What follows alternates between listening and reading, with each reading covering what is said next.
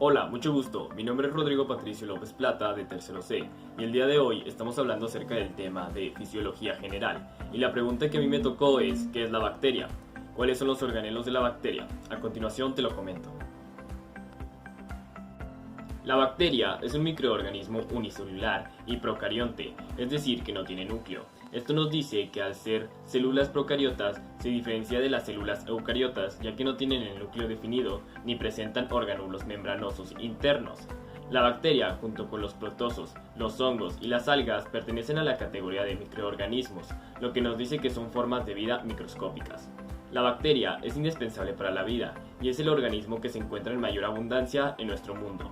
Las bacterias son microorganismos procariotas que presentan un tamaño de unos pocos micrómetros, entre ellos 0,5 y 5 UM de longitud, y diversas formas, esferas, cocos, barras, bacilos y finalmente curvados, vibrios, entre otros. Una bacteria tiene una gran variedad de organulos, los que siempre se encuentran son los siguientes: nucleoide, que es donde está el ADN, ribosomas, que transforman el ARN en proteínas, y mesosomas, donde aquí se dará la cadena de transporte de electrones, consiguiendo energía mediante la respiración celular.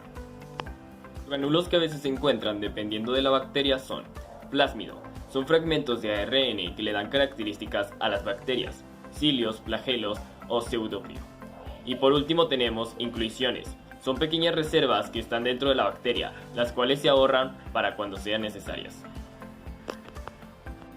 Los organulos especiales dependen de la bacteria. Hay algunas que tienen el enzima rubisco, el cual fija el CO2 como fuente de carbono, y esto ocurre cuando la bacteria tiene un carboxisoma. Vacuolas de gas, que las tienen las bacterias acuáticas y les permite flotar. Clorosomas, que contienen clorofila y se encuentran en las bacterias fotosintéticas. Y por último, magnetosomas, que significa cuerpo magnético, de lo que hace es que los magnetosomas se colocan en paralelo al eje de la bacteria.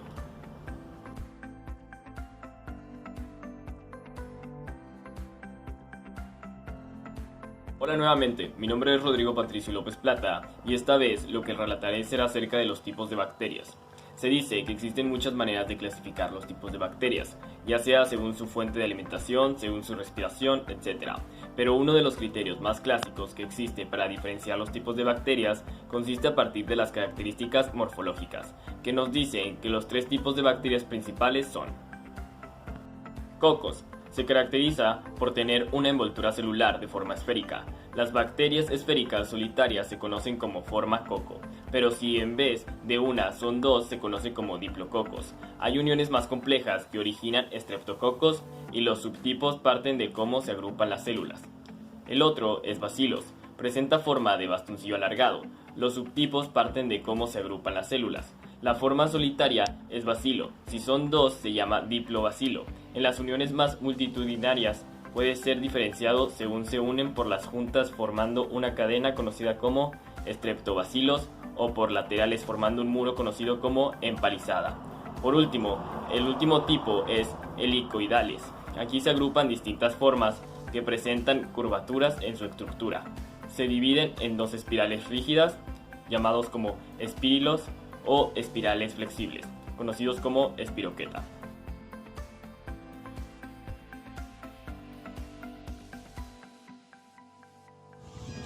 Hola, mi nombre es Michelle Estefanía González Fuentes y a mí me tocó la pregunta de cuáles son las bacterias que causan enfermedades como la tos, diarrea o imperfecciones en la piel. Las bacterias infecciosas se reproducen rápidamente dentro del cuerpo. Adentro de ellas, las bacterias desprenden sustancias llamadas toxinas, las cuales hacen daño a los tejidos del cuerpo. Algunas de esas bacterias infecciosas pueden ser la Bordetella pertussis, que causa la tos ferina y tos convulsiva, que es una infección de las vías respiratorias altas. La Salmonella, que causa cólicos o diarrea. Esta se produce por el consumo de agua o alimentos contaminados, o ya bien por carne o leche cruda. La Helicobacter pylori, que es una bacteria espiral que se encuentra en el estómago y causa más del 90% de las úlceras pépticas y el 80% de las úlceras gástricas. La Neisseria gonorrhoeae, que causa gonorrea a través de las enfermedades de la transmisión sexual y puede infectar los órganos genitales, rectos y la garganta. Staphylococcus aureus, que esta se contrae a través de la piel y la nariz, y esta puede causar infecciones manifestándose como pus en la piel o hasta graves infecciones en la sangre y hasta en los huesos. Las pseudomonas, que se encuentran en el suelo o en ambientes acuosos, estas pueden provocar infecciones pulmonares, urinarias o en los tejidos y en la sangre. Gracias.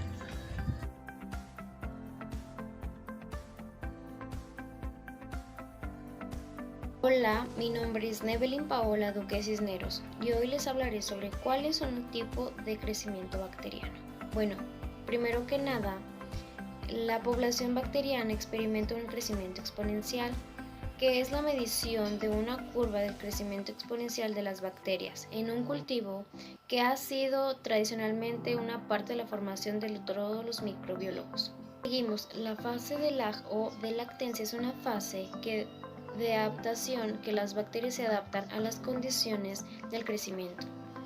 Esto corresponde con la primera parte de la curva, que en ella el número de UFC permanece prácticamente constante, que es el periodo en el que las bacterias individuales están madurando.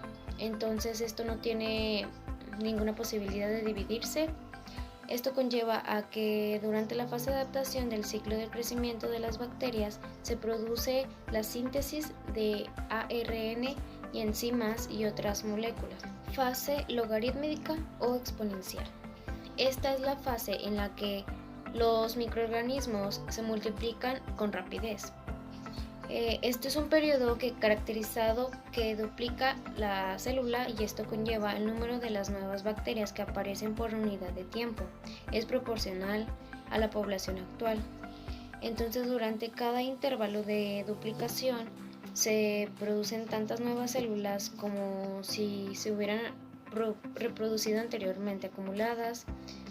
Fase estacionaria, en la cual no varía el número de microorganismos, la tasa de crecimiento disminuye como consecuencia del agotamiento de nutrientes. Entonces, la acumulación también y de varios productos tóxicos. Esta fase se alcanza cuando las bacterias empiezan a agotar los recursos para ellas, y la fase de muerte, la cual el número de microorganismos comienza a disminuir. Esto provoca que las bacterias se queden sin nutrientes y mueren.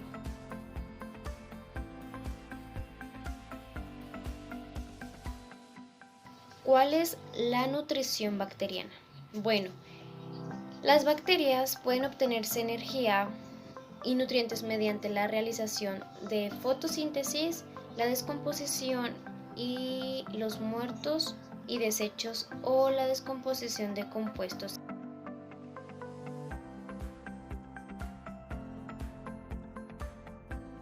Mi nombre es Alondra Fernanda Mata Martínez. Voy a presentar el tema fisiología bacteriana. ¿Cómo se lleva a cabo la respiración bacteriana? Todos los seres vivos respiramos para obtener energía química. Las bacterias aerobias respiran O2. Los anaerobios respiran utilizando otros compuestos. Y las bacterias facultativas pueden usar O2 u otros compuestos. Lo que ocurre durante la respiración aerobia y anaerobia es parecido a lo que sucede en una planta hidroeléctrica, donde la energía se obtiene porque el flujo de agua se convierte en energía mecánica y después en eléctrica. En la respiración, el flujo de electrones se convierte en energía química y es útil para las diversas funciones de la célula.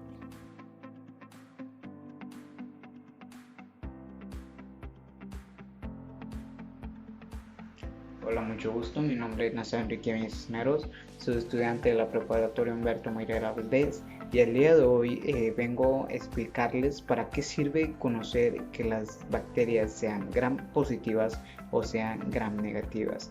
Bueno, este fue un método que nos permitió identificar los distintos tipos de bacterias según se colore su superficie.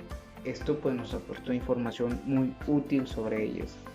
Este fue un método pues diseñado por Christian Gram, un científico danés en el año de 1884. Este método pues es una coloración que se le hace a la bacteria y pues nos permite saber qué tipo de bacteria es, ¿no? Ya la bacteria ya se estudió y ya con esto simplemente identificamos la bacteria mucho más rápido pues de lo que es, ¿va? Existen una gran diferencia entre estas dos bacterias y pues una sobre todo es que la gram positiva se diferencia porque mantiene un color violeta o un color azul oscuro una vez que se les aplica esta prueba de coloración o tinción de Gram, como gusten llamarlo. Bueno, la bacteria Gram negativa se diferencia porque no tiene ese color azul oscuro o un color violeta. Una vez que se les aplica esta prueba de coloración, se colorea, se podría decir, de un color rosa, un color rosa tenue. Y pues bueno, esta es una gran diferencia entre estas dos, así que pues nos ayuda mucho a identificarlas una de otra. Y pues bueno, otra gran diferencia es que la bacteria Gram negativa se caracteriza por contar con una membrana casi impermeable, lo que la hace muy peligrosa para el ser humano, para todo tipo de vida, ya que pues esta es muy inmune a ciertos tipos de antibióticos. Prácticamente pues no le pasa nada, pero bueno, si lo vemos desde otro punto, pues es una cualidad muy bonita, muy buena de esa bacteria, pues ya que es muy inmune a muchos tipos de toxinas que a ellas le afectarían también, ¿no? De moléculas. Y bueno, esto también pues si no, bueno, la bacteria gram negativa, si no.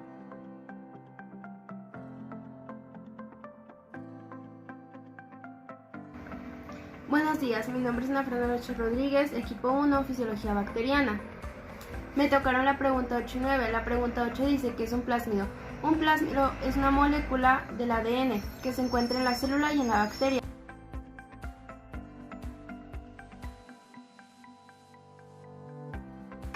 La pregunta 9 dice que es un bacteriófago.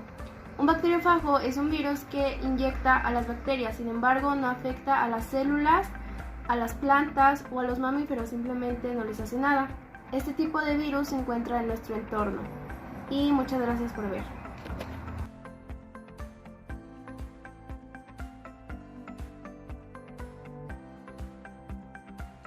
Mi nombre es María Guadalupe Quiroz Juárez y explicaré para qué se utiliza la bacteria en la modificación genética. El procedimiento de la modificación genética de las bacterias se lleva a través de una transferencia del genoma de estas a la levadura. La transferencia del genoma a la levadura se refiere a aislar genes o fragmentos de ADN, clonarlos e introducirlos en otro genoma para que se expresen. Gracias a este nuevo procedimiento, ahora es posible generar cepas de micoplasma micoides con eliminaciones múltiples de genes, inserciones y modificaciones.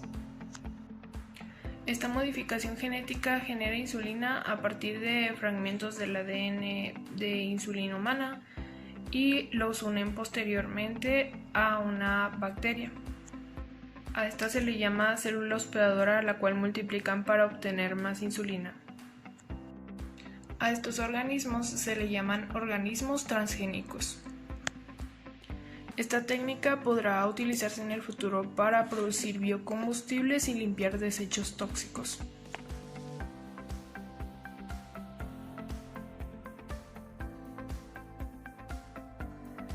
Buenas noches, mi nombre es Dulce Betsaida Martínez Estrada. A mí me tocó la pregunta 11. ¿Para qué son utilizadas las bacterias en la industria alimenticia?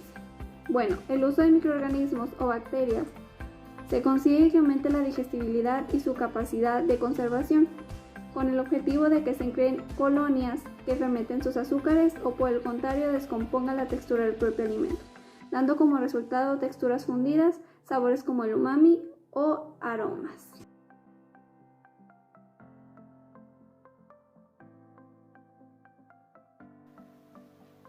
Buenas tardes, mi nombre es Brian Alexis Soto Mancillas de tercero C y hoy hablaré sobre la evaluación 2 que es fisiología general y hoy hablaré sobre un par de preguntas que me tocó decir a mí: cómo se infecta una bacteria por un virus.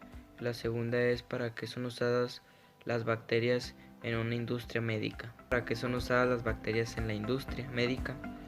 Las bacterias son muy importantes para el ser humano, químico, por lo tanto usado para bien como para mal, debido a sus efectos químicos y el rol que juegan en su beneficio con las enfermedades y todo eso, ¿verdad? En su beneficio, algunas bacterias producen antibióticos, como puede ser el ejemplo de la esteplomicina, se llama así, ¿verdad? Creo que es capaz de curar enfermedades y hasta más. Y eso sería todo exponiendo mi video, ¿verdad? O sea, usado en la industria química industria médica, es usada tanto como bien para mal. Y el virus se le denomina fago al momento de infectar una bacteria. Gracias por su atención.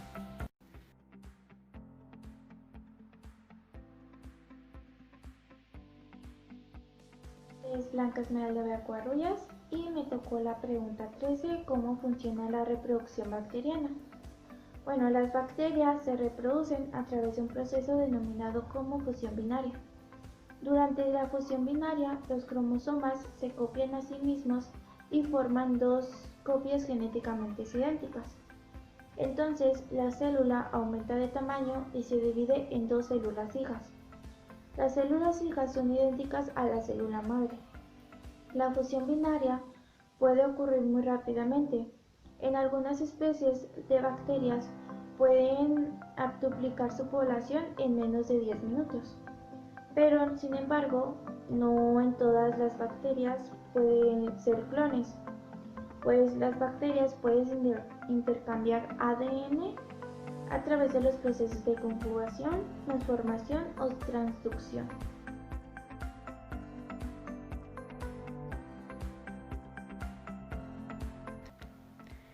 Voy a hablar sobre la primera. Al momento de que el virus ataca una bacteria, al virus se le denomina fago. El fago infecta una bacteria e inserta su ADN en la cromosomas bacteriana, lo que permite que el ADN del fago, ahora llamado cuando ya es afectada la bacteria, se le denomina profago, sea copiado y transmitido junto con el propio ADN de la célula. Y así es como se denomina.